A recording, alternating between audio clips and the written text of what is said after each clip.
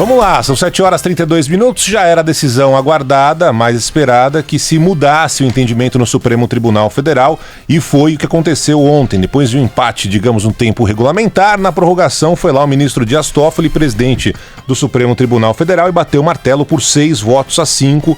Um condenado tem o direito à liberdade até o fim de todos os recursos judiciais. Foi essa decisão de ontem do Supremo Tribunal Federal que abre caminho para pelo menos 5 mil presos, segundo o CNJ, que eles deixem a cadeia. Para entender um pouco mais essa decisão, a gente tem o prazer de receber mais uma vez aqui na Band News FM o nosso colunista, que sabe tudo do Poder Judiciário, é nosso ministro praticamente, jornalista Rodrigo Aidar. Aidar, bom dia para você mais uma vez. Bom dia, Barão, bom dia, Carla, bom dia, Felipe. É um Salve. prazer de novo estar aqui. Deixa eu puxar seu microfone mais para perto aqui. Perfeito. Aí, vamos lá. É um prazer de novo estar aqui, um bom dia aos ouvintes. Vamos lá, Barão, vamos. Vamos lá. Agora, Barão, você dorme, porque ontem quando eu fui desligar a televisão, passar rápido, assim, 00:40, o Barão estava começando a comentar a NBA. Eu tô aqui com essa cara inchada de sono. São drogas ilícitas, Aidar, tá a gente não costuma falar isso no ar. Esse aqui, tipo entendeu? de segredo a gente não revela, Aidar, por favor. Aidar, vamos falar do que interessa aqui antes que eu seja preso, né? Eu sei que eu posso continuar até terceira, 18ª instância, mas vamos nessa. Aliás, a discussão é essa hoje, né? A discussão é justamente essa. Aidar, nenhuma novidade na decisão. Você chegou aqui da última vez a falar sobre algumas declarações do ministro que acabou batendo o martelo no final das contas, o presidente Dias Toffoli, mas no final ele acabou votando como já tinha votado no passado, né? Então 6-5, derrubada a prisão após condenação em segunda instância. A dúvida que fica, a partir de agora, o que vai acontecer? Se fala nesse número, 5 mil presos que poderiam deixar as cadeias, já que estão presos mesmo após terem sido condenados em segunda instância. Como é que vai acontecer na prática isso? Hoje vai ser apertado um botão e todos os presos vão deixar as cadeias. Vai ser uma ação individual, ali discutido com cada juiz. O que cada juiz vai ter que decidir com base nessa decisão de ontem do Supremo Tribunal Federal, o juiz vai ter que acatar, independentemente do caso. Como é que funciona a partir de hoje, Aidar? Na prática, Barão, é o seguinte, são 4.895 presos condenados em segunda instância, quase os 5 mil, como você disse. O que faz o advogado? O caso do presidente Lula é bom para ilustrar isso. A defesa do presidente Lula vai para Curitiba hoje, vai fazer uma reunião com o presidente, e aí em seguida eles vão entrar com pedido para a juíza de execução para soltar o presidente, porque ele está preso porque foi condenado em segunda instância. Esse pedido vai para a juíza analisa, e se não houver nenhum outro motivo para o Lula continuar preso, ele será solto. Isso acontece em todos os outros casos, nesses 4.895. Independentemente do motivo da prisão. Independentemente do motivo da prisão, a defesa pode entrar com pedido de soltura. A partir desse momento, o juiz analisa esse pedido e, se não houver nenhum outro motivo, salvo a condenação em segunda instância, para a pessoa continuar presa, ela deve ser solta. Mas esse salvo a condenação em segunda instância, pode ser que haja outros motivos. Condenação por um crime violento e há risco de que o condenado continue cometendo esse crime se estiver fora da cadeia, o juiz pode mandar ele continuar preso. Prisão preventiva, que é o artigo 312 do Código de Processo Penal, que a gente virou especialista nele graças ao Supremo Tribunal Federal. Então, assim, há casos, não é que todo mundo vai ser solto automaticamente, nem que esses 4.895 casos serão de soltura. Os juízes terão de analisar o pedido da defesa de cada um desses casos para ver se esses caras vão sair da cadeia ou vão continuar cumprindo uma prisão preventiva. Aí não é cumprindo pena, é cumprindo prisão preventiva. Agora, Aidar, ontem, na longa fala do ministro Dias Toffoli, ele falou muito sobre os crimes contra a vida, né? Houve uma reclamação depois que a modulação aparentemente não foi feita, mas durante o discurso ali do Toffoli, ele falou sobre os crimes contra a vida, que já em primeira instância para ele é o caso de ter punição com prisão, tá? Pergunta: no caso específico, seja do ex-presidente Lula ou de qualquer um dos condenados por corrupção, né, que tem ali uma situação específica, aparentemente essa decisão do Supremo é um instrumento importantíssimo contra o crime em especial, o crime de colarinho branco, ou seja, aquela história que a gente acompanha há muito tempo no país. E finalmente, com a Lava Jato, principalmente com a Lava Jato, a gente viu uma série de políticos indo parar atrás das grades. Minha pergunta ontem o Toffoli falava justamente sobre essa situação de crimes contra a vida. Um crime de corrupção, em que você mata as pessoas que estão ali na fila do hospital e que não têm condições de entrar no hospital. Um crime de corrupção que você não dá saúde, não dá educação, tira a aparelhagem, por exemplo, da segurança pública. Não pode ser entendido assim pelo juiz, ou seja, como um crime tão grave quanto aquele que alguém chega com uma arma contra uma outra pessoa? Barão, pra gente não há dúvida de que esse crime é tão grave quanto quando um criminoso coloca uma arma nas nossas cabeças. Mas o fato o que o ministro Toffoli disse ontem é tribunal do júri. Crime contra a vida mesmo, não em tese como é esse que como é o crime de corrupção. Então, o que o presidente do Supremo disse ontem foi, nos casos em que o tribunal do júri condene a pessoa, cabe prisão, sim, direta. Não precisa chegar em segunda instância ou nada disso. Mas que tá. Os casos do tribunal do júri são crimes contra a vida especificamente. Não é um crime contra a vida em tese, que a gente sabe, sim, que a corrupção mina os recursos públicos, minando o recurso público, tira aparelho de hospital, tira política de segurança pública e etc. Mas isso é um crime contra a vida em tese. Crime contra a vida mesmo, julgado pelo tribunal do júri, é do que tratou o ministro Dias Toffoli ontem. Então, essa é a diferenciação. O juiz não pode entender que a corrupção é um crime contra a vida e manter a pessoa presa com base nisso. Isso o juiz não pode fazer. Agora, é interessante ver que ontem o ministro Toffoli, ele meio que jogou a bola para o Congresso Nacional. Uhum. É o que eu ia te perguntar, Aidar. Ele fez, Carla, ele fez uma linha histórica e ele fez um relacionamento ali, um paralelo com a lei da ficha limpa. E aí, por que ele fez esse paralelo? Se a gente voltar lá em 2006, há 13 anos, houve uma discussão no Tribunal Superior Eleitoral sobre o caso Eurico Miranda. Por quê? Porque o Eurico Miranda, então presidente do Vasco, era candidato a deputado federal e ele respondia, salvo engano, a 8 processos, era condenado e etc. O Ministério Público Eleitoral impugnou a candidatura dele, falou, esse cara não pode ser candidato, ele responde a 8 processos, ele não é inelegível. Como na época não havia uma lei específica que garantisse a inelegibilidade com a pessoa condenada em segunda instância ou com processo, eles disseram, a vida pregressa, a lei não trata de vida pregressa, então a justiça não pode criar uma lei e impedir a candidatura. Por 4-3, permitiram a candidatura. Veio o movimento da lei da ficha limpa, a história a gente conhece, um movimento popular, e eles aprovaram em 2010 a lei da ficha limpa e a partir de então não houve dúvida. A pessoa é condenada em segunda instância, ela não pode se candidatar a cargo nenhum. O ministro Dias Toffoli fez esse paralelo para dizer, Congresso, a pressão não é em cima do Supremo, é com vocês a bola. Então a gente não pode criar algo que não está na Constituição e não está na lei. Mas o Congresso Nacional, se quiser, ele pode mudar. Aí o ministro disse, o Código de Processo Penal, aquele artigo 283, para permitir a prisão após condenação em segunda instância. Ele fez todo esse paralelo para dizer, a bola não está com o Supremo, está com o Congresso Nacional. Vai ser interessante ver a partir de agora como é que o Congresso vai se comportar em relação a isso. Se vai se comportar, né? Se vai fazer alguma coisa, né? Quer dizer, Desculpa, é uma dúvida prática. Então, como é que o Congresso Nacional poderia alterar essa decisão?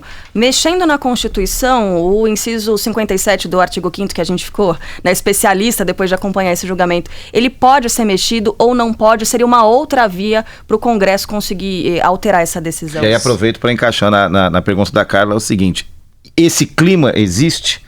Já que essa questão não está pacificada, está pacificada porque foi uma votação de 6-5. Porém, até pelo fato do Toffoli ter jogado essa bola para o Congresso Nacional, será que daqui 6 meses, aliás, a gente fez essa discussão aqui da outra vez que o Aidar veio aqui, né? Será que daqui a 6 meses, 1 ano, 2 anos, a gente vai ter essa discussão no âmbito do Congresso Nacional? Primeiro, a pergunta da Carla. O ministro Dias Toffoli não falou sobre a Constituição. Que ele disse tem um artigo 283 que diz que só pode haver prisão após condenação transitada em julgado, ou seja, após condenação definitiva. A Constituição fala em culpa. E aí ele fez essa distinção. Ele falou, eu não acredito que esse comando da Constituição impeça a prisão antes da decisão definitiva. Tanto que nós temos modalidades de prisão, prisão preventiva, ele citou a prisão administrativa, citou prisão civil, que é a única modalidade que ainda tem, que é por falta de pagamento de pensão alimentícia. Então ele falou, há casos em que a pessoa pode ficar presa sem a culpa formada.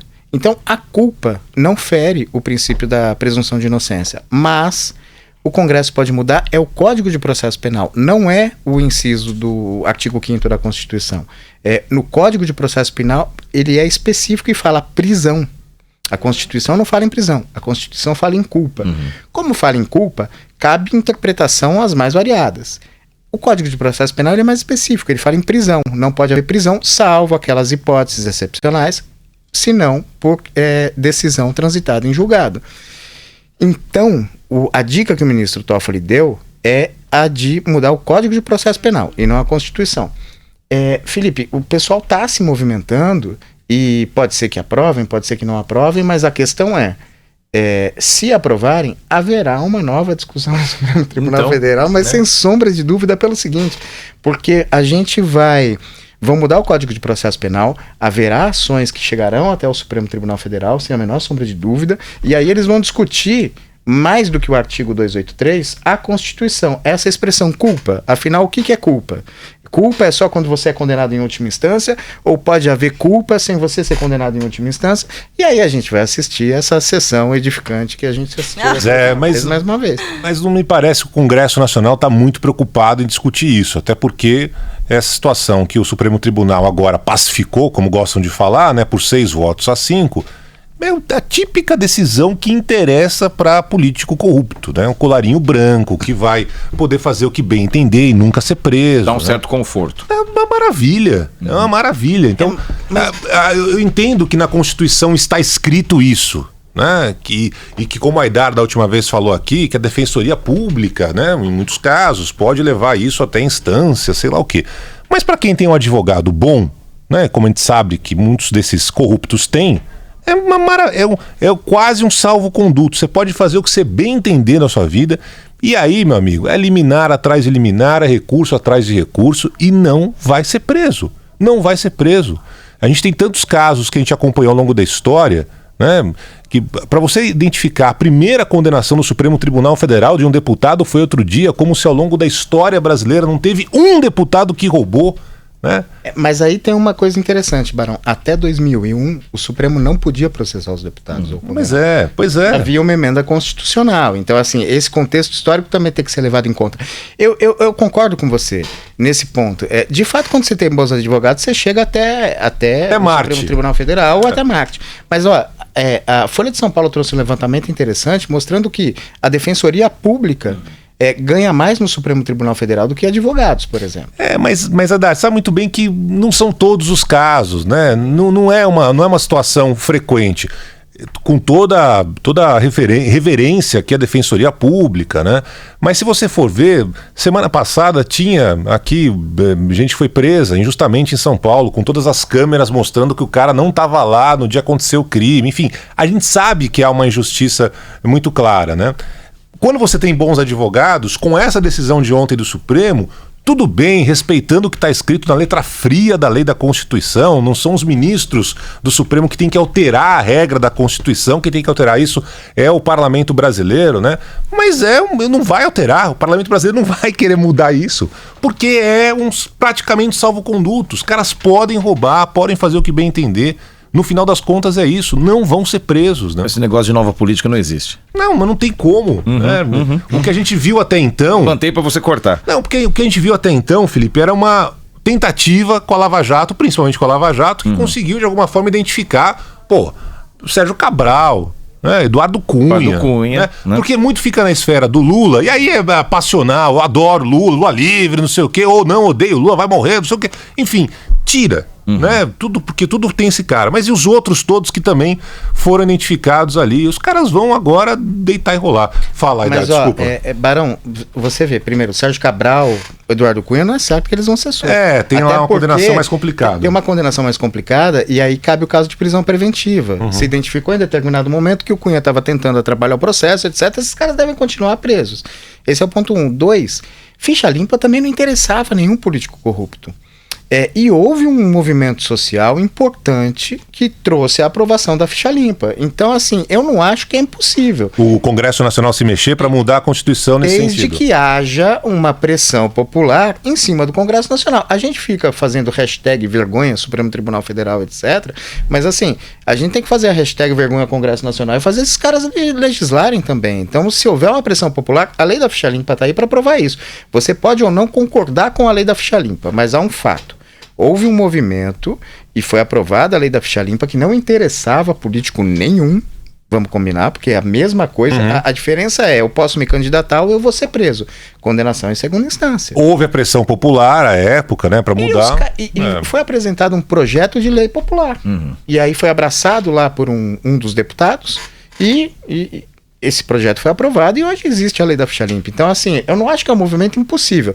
Concordo com você que se deixar espontaneamente esse movimento não vai surgir no Congresso Nacional. Jamais. Agora, não há uma pressão em cima do Supremo Tribunal Federal para o Supremo Tribunal Federal decidir assim assado. Por que essa pressão não pode ser direcionada ao Congresso e esses caras serem cobrados? Porque é eles que são eleitos para fazer isso.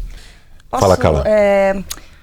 Por influência, vou dizer, dos dois, do Felipe Bueno e do Rodrigo Aidar, eu comecei a ler os 11, né, que é o STF, seus bastidores e suas crises. É um livro, né? É o livro do Felipe Recondo e do Luiz Weber.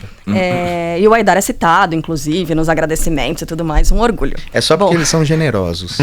Já que você citou a hashtag STF Vergonha, Aidar, no livro, logo no comecinho, eles dizem que é preciso conhecer o Supremo Tribunal Federal para criticar e assim fortalecer esse poder, né? Fortalecer o poder judiciário. Como é que sai o Supremo Tribunal Federal depois desse julgamento, diante de todas as críticas, né? Porque a gente observa a polarização nesse momento e muitas das pessoas endossam essa hashtag STF Vergonha. Como é que sai o Supremo depois desse julgamento? Eu, sinceramente, acho que o Supremo sai maior, cara. O livro Os 11, aliás, que tem méritos evidentes, e um dos grandes méritos desse livro é mostrar uma reportagem muito bem feita sobre a época do Mensalão até a Lava Jato, vale a pena ler. E um dos grandes méritos é mostrar o seguinte, sem julgamento, o livro mostra com relato, isso que é legal, eles não ficam, tem mais substantivo do que adjetivo. E ele mostra o seguinte, que o Supremo Tribunal Federal passou de uma época pré-Constituição de 88 em que ele só aplicava a lei. Aí veio para um ativismo moderado, um ativismo mais firme, um ativismo até em algumas vezes mais criticado. E o risco hoje é o Supremo Tribunal Federal virar um chancelador do sentimento social que a gente, na verdade, nem sabe qual é, né? Principalmente vocês aqui no rádio, assim, recebem e sabem isso. Mas o Supremo Tribunal Federal, e isso fica muito claro no livro, de ministros preocupados com o que vai achar o pessoal do vôlei do Leblon. Isso não pode, um ministro do Supremo Tribunal Federal, se pautar por isso. O ministro tem que se pautar pela Constituição. Então, eu acho que o Supremo sai maior, até porque numa decisão por 6-5, você tem 5 votos respeitáveis, 5 votos bons, em sentido contrário. E é essa divergência que tem que ser exaltada no Supremo Tribunal Federal e a decisão do Supremo respeitada. Eu acho que o 6 tem mais razão do que o 5. Eu creio. Assim, a minha visão do papel do Supremo Tribunal Federal frente à Constituição. Agora, não dá para negar que os outros 5 votos têm razões muito boas. O voto do ministro Alexandre de Moraes, por exemplo, que defende a prisão em segunda instância, é muito bom. O ministro Toffoli apontou um caminho para o Congresso Nacional mudar. Então a gente pode mudar esse quadro. Eu brinco, já falei no Pensa Brasil algumas vezes, o risco de você fazer uma interpretação muito elástica da Constituição para agradar fulano Beltrano é você curar a fratura exposta com esparadrapo. Você vai dar um jeitinho naquilo, mas uma hora aquilo vai infeccionar e o membro vai cair. A história da terceira instância, por exemplo, não prosperou, né? Que era uma possibilidade falada pelo Dias Toffoli, né? Não prosperou, ainda bem, Barão, porque assim, se a Constituição, a grande discussão era, a Constituição permite a prisão antes da decisão definitiva, prisão automática, antes da decisão definitiva ou não. É sim ou não.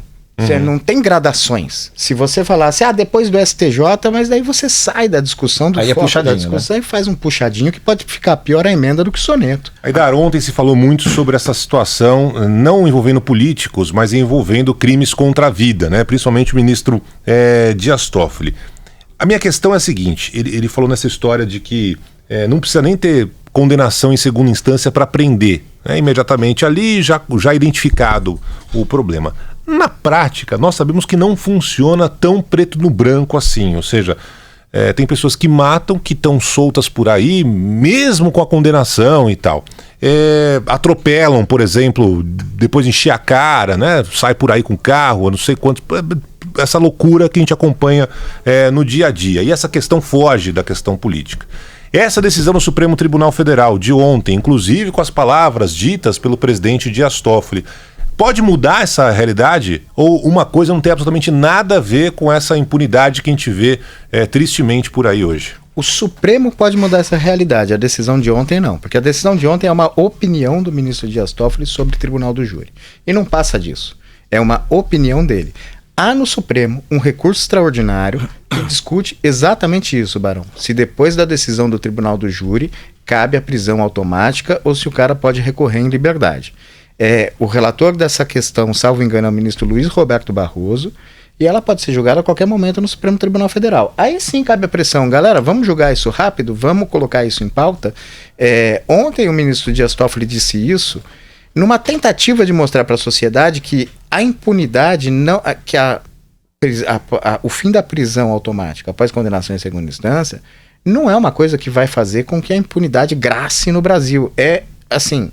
Há muitas outras causas de impunidade e para você combater elas tem vários outros mecanismos. Inclusive, nos crimes contra a vida, permitir a prisão depois do Tribunal do Júri.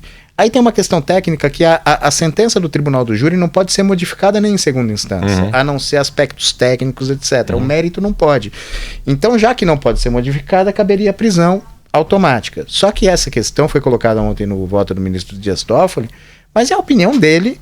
É o entendimento dele sobre a matéria. A gente já sabe como ele vai votar nesse caso que está no Supremo Tribunal Federal, mas para isso passar a valer efetivamente, o Supremo tem que julgar esse recurso que está lá. Foi reconhecida a repercussão geral. Repercussão geral é o seguinte: vamos julgar e a decisão vale para todos os casos semelhantes a esse. Semelhantes não, iguais a esse, né? E está na mão do ministro Luiz Roberto Barroso como relator mandar isso para o plenário. E aí o Supremo tem que mandar logo, porque o Supremo não estaria nessa situação se tivesse resolvido isso em dezembro de 2017. Claro. Aidar, agora vamos falar especificamente do caso do ex-presidente Lula, já que é o que mais move multidões. Ontem tinham 400 pessoas favoráveis, apoiadores do ex-presidente Lula, soltaram fogos de artifício lá no lado de fora do Supremo Tribunal Federal. Agora, com absoluta certeza, a defesa do ex-presidente Lula vai entrar com um recurso pedindo a soltura dele imediata, após a decisão do Supremo Tribunal Federal. Vai ser uma juíza, não é isso que vai receber? Salvo engano, a juíza de execução é a doutora Carolina Lebos. Isso. A juíza pode falar, não acho que é justo, o ex-presidente Lula fica na cadeia. Ou ela tem que imediatamente, após o recurso, deve ser do Cristiano Zanin, advogado do Lula, pegar e falar assim, não, tá tudo certo, após a decisão do Supremo Tribunal Federal, o senhor ex-presidente Luiz Inácio da Silva tá solto. Qual que é a posição de um juiz, especificamente nesse caso, mas enfim, nos outros também?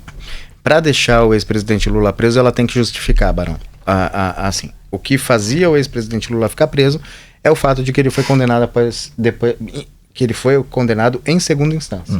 Como não existe mais essa regra, condenado em segunda instância vai para a prisão, cai naquele caso das prisões excepcionais. A defesa do Lula hoje vai entrar com pedido e se não houver nenhum outro motivo para ele estar preso, que não a condenação, por exemplo, a gente tem indícios aqui de que ele está atrapalhando o processo.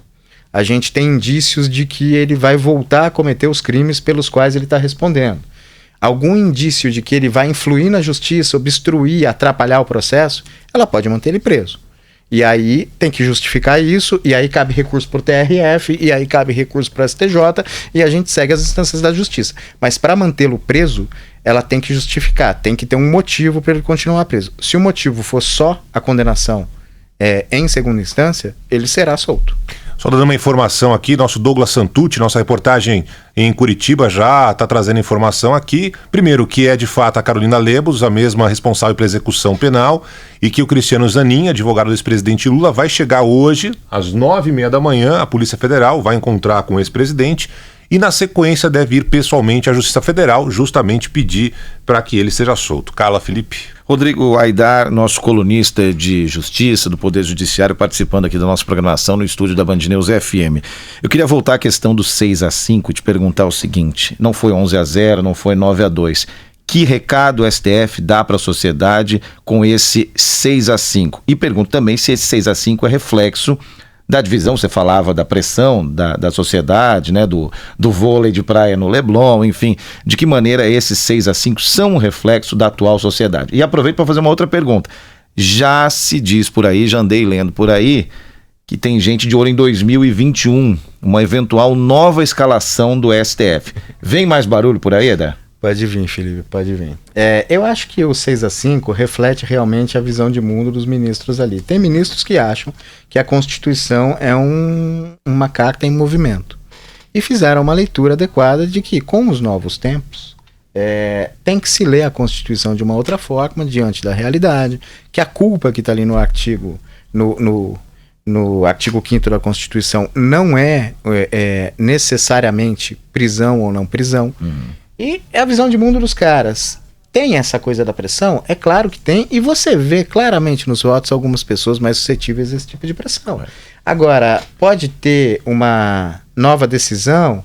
O ministro Celso de Mello se aposenta no ano que vem, salvo engano em novembro.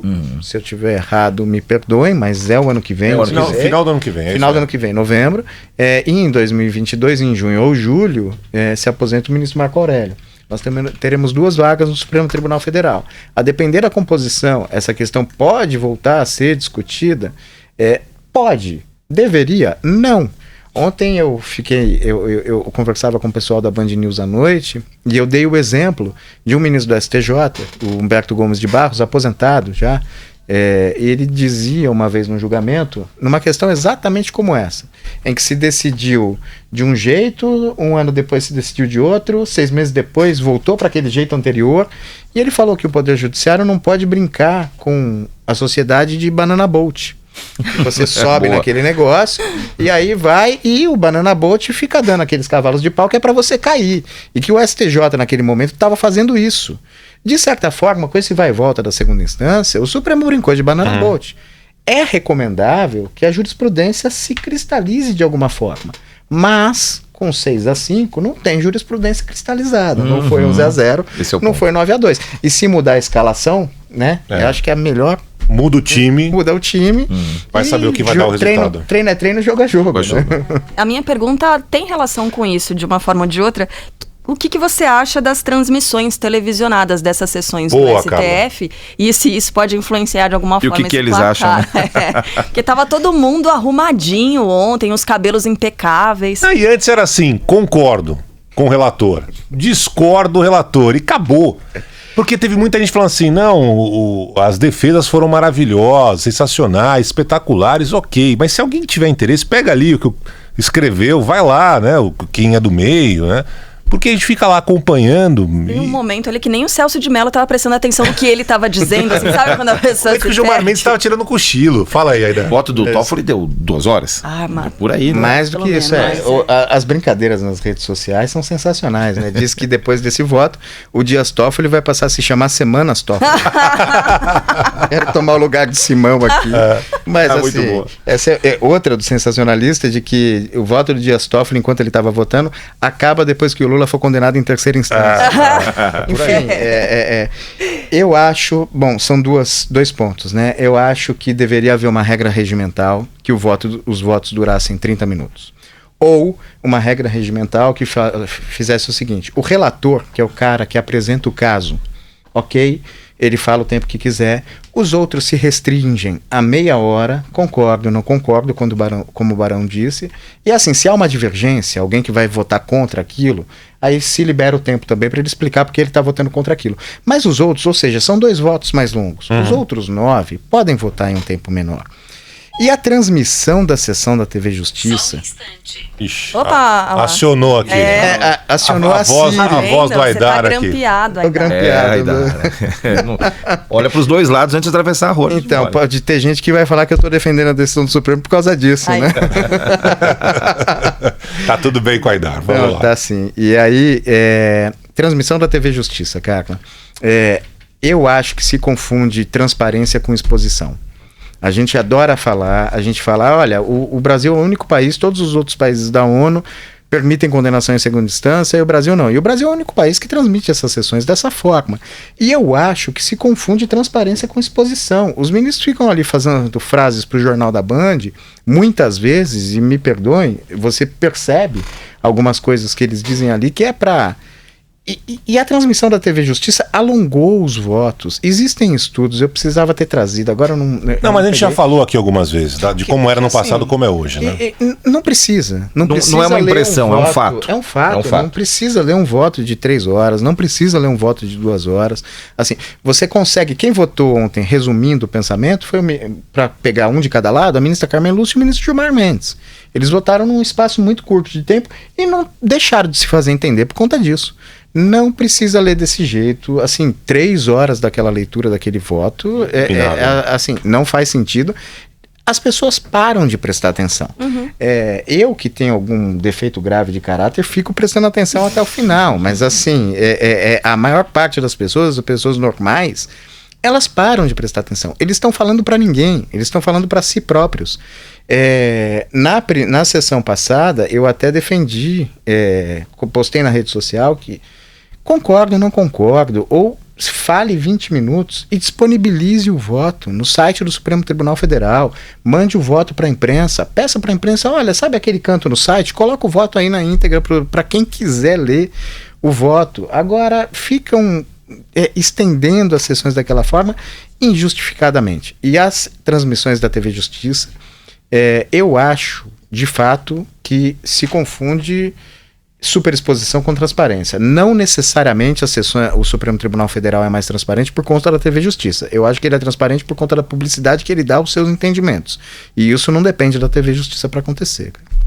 Bom, vamos ver o que vai acontecer, né, hoje nessa situação envolvendo o ex-presidente Lula, também os outros que estão nessa possibilidade de deixarem a cadeia. O Douglas Tucci está mandando aqui mais um trecho da primeira sentença do Lula dada pelo Moro lá atrás, que ele citou a possibilidade de prisão preventiva, ou seja, há essa possibilidade da juíza, sei lá, eu entender e não dar a soltura para o ex-presidente. Vamos acompanhar ao longo do dia, porque vai ser, sem dúvida nenhuma, o tema de mais sensibilidade aí na cabeça de muita gente. Agora, Barão, eu acho difícil, porque a própria Força Tarefa da Lava Jato tinha pedido o relaxamento da prisão do presidente. Verdade, tinha mudado assim, já essa... Eu acho um pouco difícil ela ter motivos para manter ele preso. Seria contraditório. O tempo tinha passado já de lá até aqui, né? Enfim. Exato.